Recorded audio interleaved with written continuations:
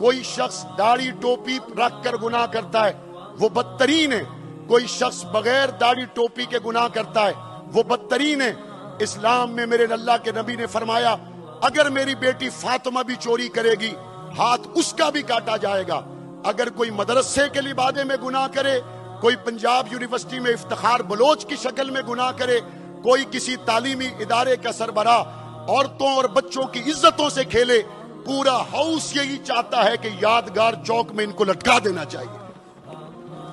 ایسے بدقماشوں کی کسی طور پر سپورٹ نہیں کی جا سکتی اور ہمیں اس سے نکلنا ہوگا۔ اگر پینٹ کوٹ ٹائی والا گناہ کرے تو جناب داڑھی ٹوپی والا طبقہ اس پہ الزام لگانے میدان میں آ جاتا ہے، اور اگر داڑھی ٹوپی والا گناہ کرے تو ٹائی والا طبقہ اس کے خلاف آ جاتا ہے۔ ہمیں اس تقسیم سے نکلنا ہوگا۔ ہم ایک نبی کے امتی ہیں، ایک آدم کی اولاد ہیں۔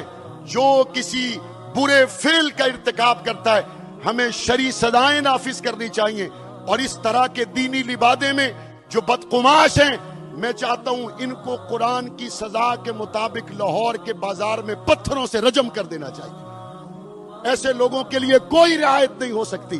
جو لوگ استاذ کے لبادے میں، پروفیسر کے لبادے میں، ڈاکٹر کے لبادے میں، لیکن اس کے ساتھ میں یہ کہوں گا اگر ڈاکٹر نے آپ کی بیٹی کا آپریشن ٹھیک نہیں کیا اور وہ مر گئی، کیا دوبارہ آپ ہسپتال جانا چھوڑ دیتے؟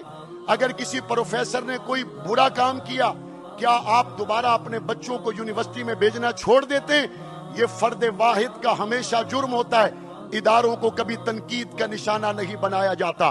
سیاسی جماعتوں میں بھی کالی بھیڑیں ہوتی ہیں، مذہبی جماعتوں میں بھی کالی بھیڑیں ہوتی ہیں، مدارس مساجد میں بھی کالی بھیڑیں ہوتی ہیں، یونیورسٹی اور سکول اور کالجز میں بھی کالی بھیڑیں ہوتی ہیں۔